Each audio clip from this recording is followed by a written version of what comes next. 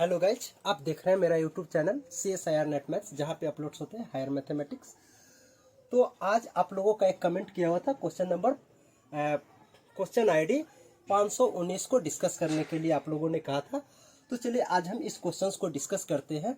ठीक है, इसी तरह से आपको भी अगर कोई डाउट हो, अगर आप देख रहे हैं मेरे चैनल पे सबसे पहले, अगर आप नए हैं तो चैनल को सब्सक्राइब कीजिए और बेल आइकन दबाइए और वीडियो को ज़्यादा से ज़्यादा सभी आदमी को शेयर कीजिए अपने फ्रेंड सर्कल्स में। ओके, और आपको अगर डाउट आती है तो आप भी कमेंट में कर सकते हैं कि किस क्वेश्चंस को डिस्कस करने हैं। ठीक है, तो चलिए यहाँ पे हम आज क्वेश्चन आईडी 519 को डिस्कस करते हैं। ओके, तो सबसे पहले क्वेश्चंस आप समझिएगा कि ये आपका एक मैट्रिक्स दिया है जिसका फर्स्ट आर रो जो है लिनियरली इंडिपेंडेंट है और फर्स्ट एस कॉलम आपको लिनियरली इंडिपेंडेंट दे रखा है, और आर का वैल्यू एम से कम होगी और एस का वैल्यू एन से कम लेनी है।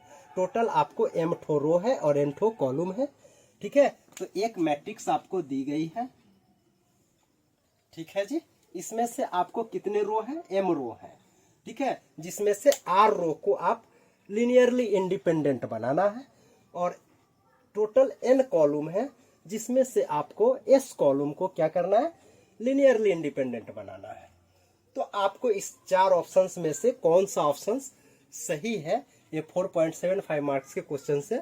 ठीक है, तो यहाँ पे आपको एक से अधिक ऑप्शंस भी सही होंगे, ये देखनी है। ठीक है, तो आइए अब हम देखते हैं। ऐसा करते हैं, आर रोज आपका है तो ऐसा करते हैं, आर का वैल्यू कुछ ले लेते हैं। तो ऐसा करते हैं, हम आर का वैल्यू 3 ले लेते हैं और एस का वैल्यू आपको 4 ले लेते हैं। ठीक है, तो मतलब इसका कहने का मतलब हो गया कि अगर हम आर आपका 3 लेते हैं, एस 4 लेते हैं, आप कुछ भी ले लो, नो प्रॉब्लम।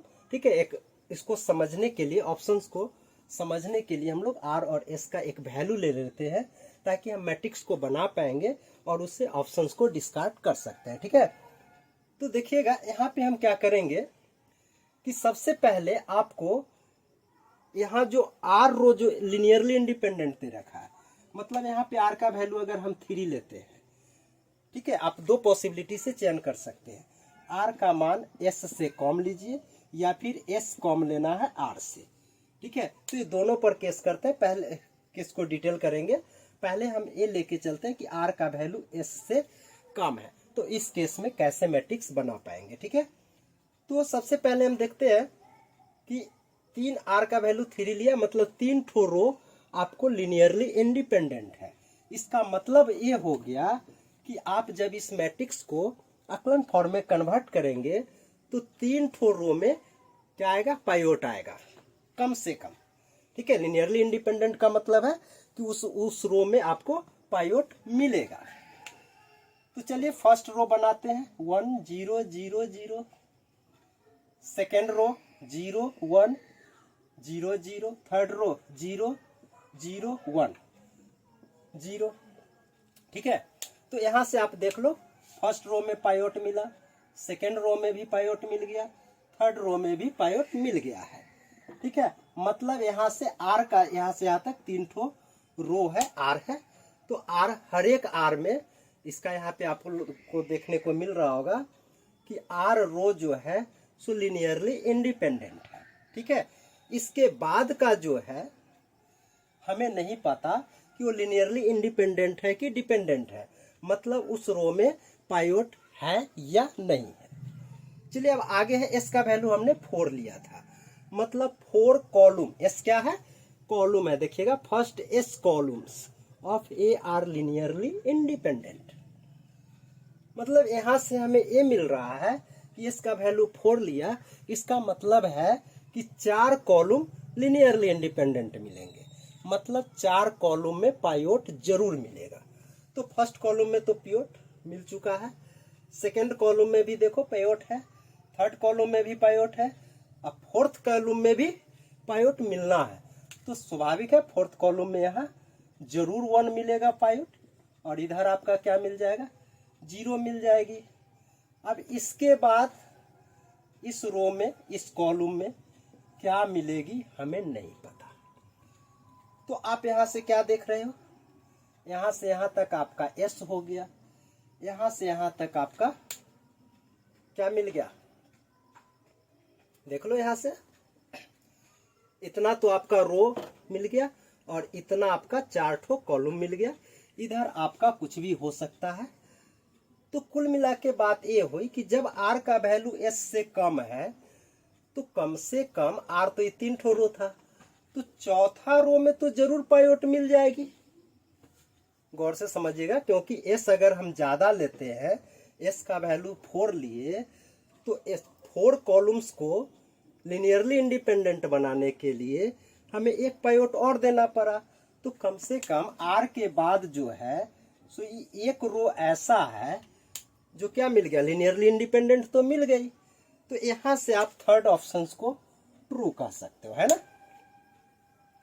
आई थिंक समझ में आ गई होगी ये बातें कि अगर 3 ठो रो आर का वैल्यू एस से कम लिया है हमने, यहाँ पे आर 3 है, एस 4 है, तो आर का वैल्यू जब हमने 3 लिया, एस से कम लिया, तो उस केस में हमने देखा कि कम से कम एक रो तो हमें ऐसा मिल गया, ठीक है, जो लिनियरली इंडिपेंडेंट है, क्योंकि उस रो में भी एक पिवट मिल गया है।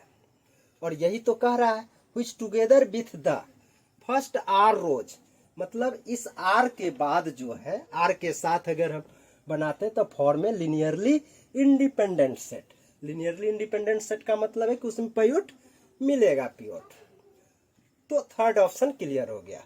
फोर्थ ऑप्शन आपका देख लेना, जब एस आपको अब क्या करना है, कम लेना है, मतलब एस का वैल्यू अब आप 3 ले लो और आर का वैल्यू अब आप 4 ले लो, ठीक है।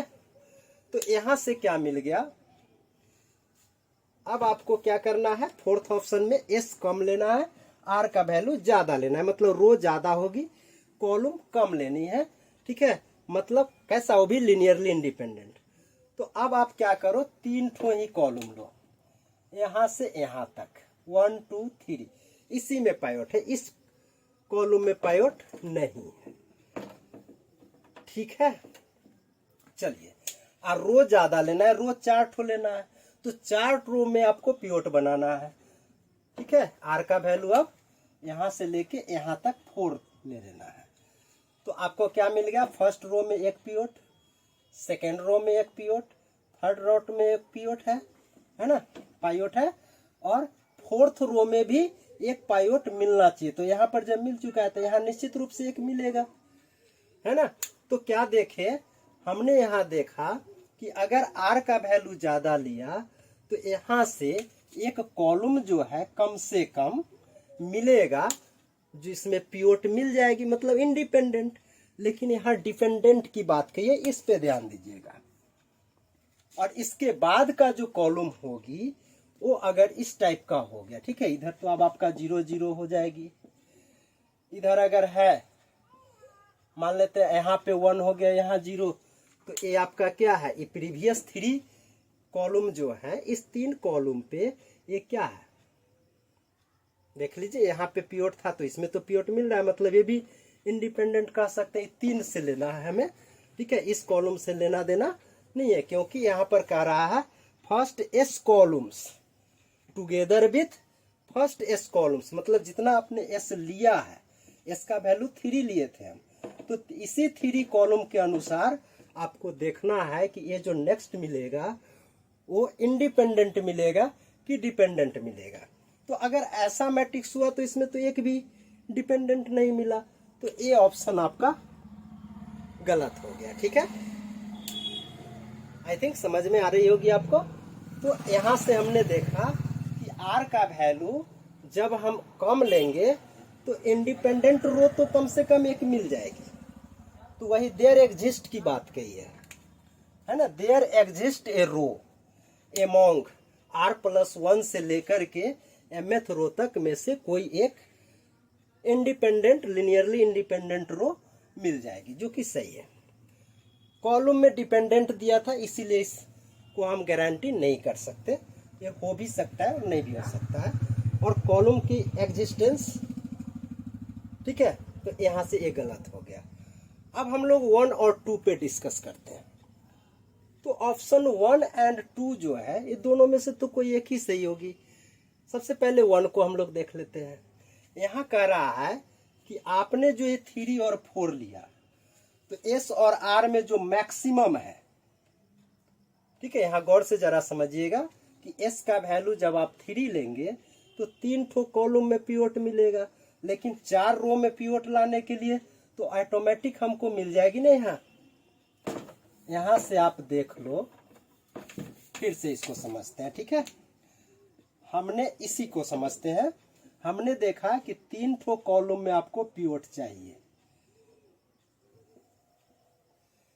फर्स्ट में, सेकेंड, थर्ड।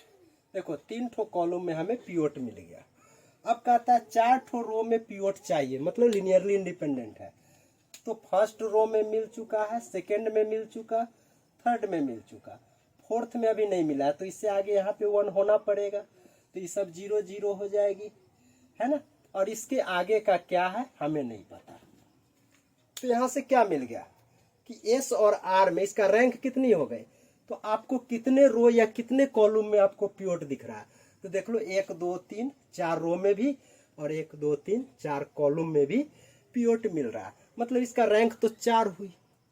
रैंक का मतलब है जब अकलन फॉर्म में आप कन्वर्ट करोगे तो उसमें कितने रो या कितने कॉलम में आपको पिवट मिल रहा है, वही आपका रैंक दे देता है।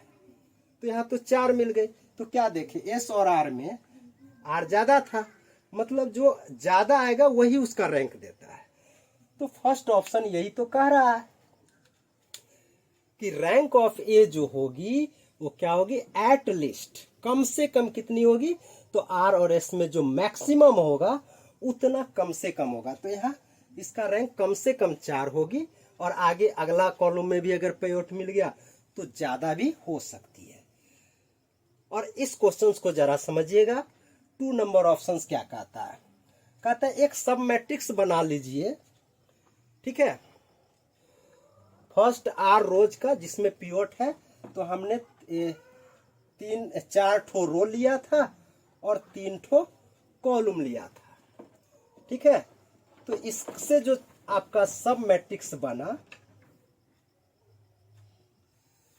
ठीक है, अब इतना ही को आप मैट्रिक्स बना लो, ठीक है। तो इसका जो रैंक होगी वो कहता है कि मिनिमम होगा आर और एस में। नहीं, देख लो, जब आप 4 ठो रो में, तो चारों में तो आपको पिवट मिल ही जाएगी, तो मैक्सिमम होगी ना कि मिनिमम होगी। तो 2 नंबर ऑप्शंस आपका क्या हो गया, गलत हो गए, ठीक है जी। क्यों, क्योंकि यहाँ जो पिवट जो है, जब उसको सब मैट्रिक्स बनाएंगे तो ऑलरेडी ऐसे भी ऑप्शन अगर 1 करेक्ट करते हैं तो 2 तो करेक्ट हो ही नहीं सकती, क्योंकि यहाँ मैक्सिमम ले रहे हैं और यहाँ पे मिनिमम कर रहा है।